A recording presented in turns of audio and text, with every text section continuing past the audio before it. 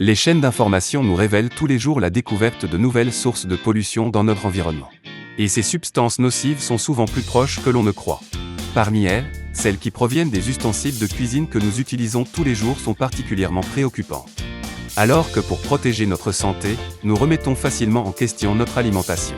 Nous ne réalisons pas que le problème peut venir de notre cuisine et du matériel dans lequel nous conservons ou cuisinons notre nourriture, voire de ceux que nous mettons directement dans notre bouche. Découvrons tout de suite des ustensiles insoupçonnés mais nocifs à notre santé, et surtout comment bien les entretenir pour s'en protéger. Les récipients en inox. L'inox vous dit certainement quelque chose. Savez-vous à quoi il fait référence? À l'acier inoxydable ou connu aussi sous le nom de stainless steel. L'inox a aujourd'hui définitivement trouvé sa place dans nos cuisines. Casseroles et poêles, passoires, couverts, spatules de cuisine et épluches légumes, grilles de barbecue ou encore plaques de cuisson. Légers et faciles à entretenir, ces ustensiles ont plus qu'un atout. Non seulement ils ne rouillent pas même avec peu d'entretien, mais ils sont en plus très résistants au choc. Aucun risque de casser son saladier en inox en l'échappant par terre. Mais alors, où est le problème?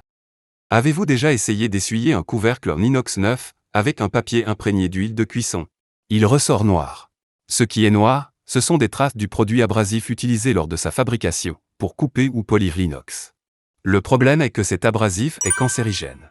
Le composant principal de cet abrasif est le carbure de silicium, le carborundum, classé comme probablement cancérogène pour l'homme par le Centre international de recherche sur le cancer.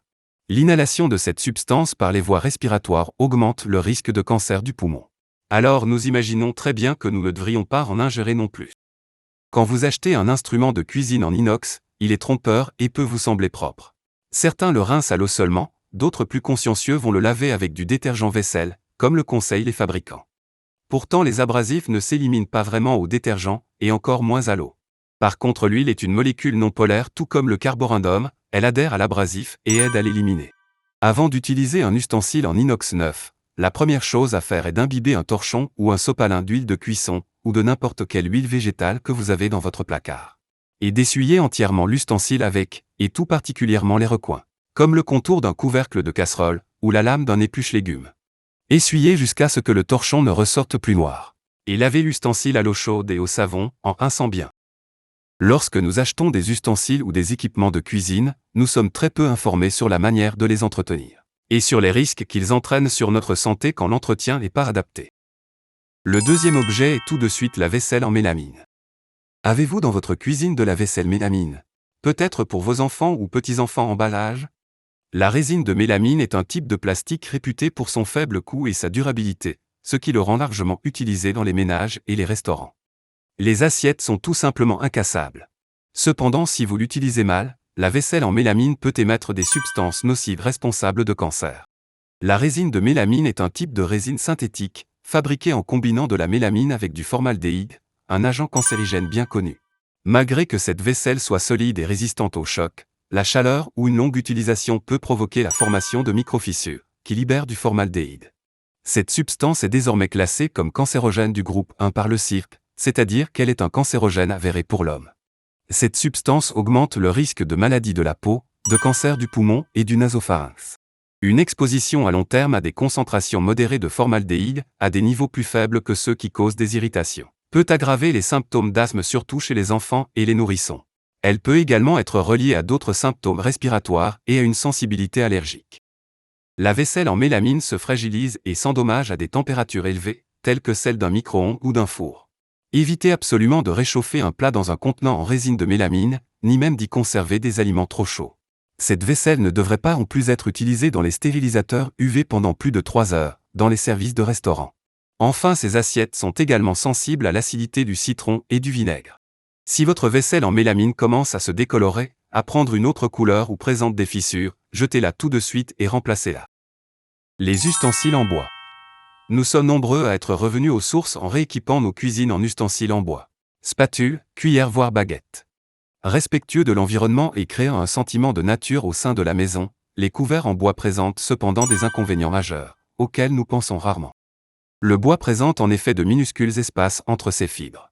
Alors qu'il peut sembler propre à l'œil nu, des résidus alimentaires ou du gras s'accumulent facilement dans ces espaces. L'accumulation de ces matières organiques peut entraîner une prolifération de bactéries, responsable d'intoxication alimentaire ou d'infection. Même chose pour la planche à découper, et tout particulièrement si vous l'utilisez pour de la viande ou du poisson cru. Il existe alors un risque accru de contamination par des agents pathogènes tels que Salmonella, Escherichia coli, Campylobacter, etc., pouvant entraîner une gastro-entérite aiguë, de la fièvre, des douleurs abdominales. Ces bactéries s'infiltrent dans les fissures de la planche, augmentant la probabilité de contamination croisée, rendant la situation encore plus dangereuse. L'administration américaine des aliments et des médicaments pointe du doigt que des pathogènes d'origine alimentaire, tels que le Campylobacter, peuvent survivre dans les crevasses d'une planche entre 2 heures jusqu'à plusieurs jours, causant potentiellement des symptômes tels que diarrhée, douleurs abdominales et maux de tête. Ne jetez pas pour autant votre planche à pain ou vos ustensiles en bois. Mais alors comment les entretenir? Contrairement à ce que l'on pourrait penser, la réponse n'est pas dans le détergent vaisselle.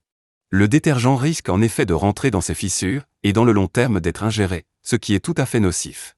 D'un autre côté, le lavage à l'eau chaude a pour effet de déformer le bois, réduisant alors sa durabilité et favorisant à la fois la formation de fissures et le développement de bactéries. Pour bien entretenir vos couverts en bois et donc prolonger leur durée de vie, il est recommandé de les laver à l'eau froide ou tiède, avec du bicarbonate de soude ou du vinaigre.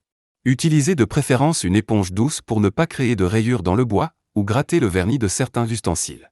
Pour prévenir la déformation du bois à cause de l'eau et donc un développement possible de bactéries, essuyez-les avec une serviette propre et sèche, et rangez-les dans un endroit ventilé. La hotte de cuisine. Saviez-vous que la hotte de cuisson, un indispensable de nos cuisines pour les plus chanceux, il ne va pas sans dire, est également une des causes du vieillissement de notre peau. En absorbant toutes les fumées qui s'échappent de nos cuisinières, la hotte accumule inévitablement de la graisse. Et lorsque vous cuisinez avec une hotte engraissée, la graisse accumulée ne va pas rester là où elle est. Elle va en partie s'évaporer dans l'air et provoquer des irritations cutanées. Et elle va aussi en partie retomber directement dans ce que vous cuisinez. Si cette vieille graisse est ingérée avec de la nourriture, elle contribue au vieillissement de notre système digestif. Des recherches expérimentales avancent qu'un seul gramme de graisse collée au filtre de la hotte contient près de 3,8 milliards de bactéries. Parmi elles des staphylocoques dorés et des Escherichia coli, des bactéries nocives et responsables d'intoxication alimentaire. En pénétrant dans notre corps, ces bactéries peuvent non seulement provoquer diarrhée, douleurs abdominales, vomissements, fatigue et déshydratation, mais aussi des cas plus graves tels qu'une colite hémorragique et le syndrome hémolytique et urémique, qui touchent gravement les reins. Les risques sur la santé d'une hotte mal entretenue ne doivent pas être pris à la légère. Il est très important de nettoyer régulièrement sa hotte de cuisson. Utilisez de préférence un nettoyant spécifique pour les hottes. Vous pouvez également tremper du papier journal dans un mélange d'eau chaude et de bicarbonate de soude pour nettoyer l'extérieur de la hotte. Enlevez la grille et laissez-la tremper dans ce mélange pour détacher les graisses les plus tenaces. Privilégiez une éponge ou une brosse souple, des éponges rugueuses risqueraient de rayer la grille et d'entraîner une accumulation plus importante des graisses. La modernisation de nos cuisines entraîne bien souvent des risques plus importants sur notre santé. Nous ne sommes pas, voire très peu, avertis sur l'entretien de ces ustensiles, et remettons difficilement en question des produits que nous avons toujours vus dans notre cuisine, comme le détergent. Privilégiez toujours d'entretenir ces ustensiles dont certains rentrent directement dans notre bouche, avec des produits plus sains tels que le bicarbonate de soude et le vinaigre. Et séchez-les avec un torchon propre et au soleil. Prenez soin de votre santé en adoptant des habitudes saines pour une vie saine. Ensemble vieillissons mieux. Si vous avez trouvé cette vidéo utile, mettez un pouce levé, abonnez-vous et partagez ces précieuses informations autour de vous. En attendant de vous retrouver avec d'autres conseils pour mieux vieillir, prenez soin de vous et restez en bonne santé.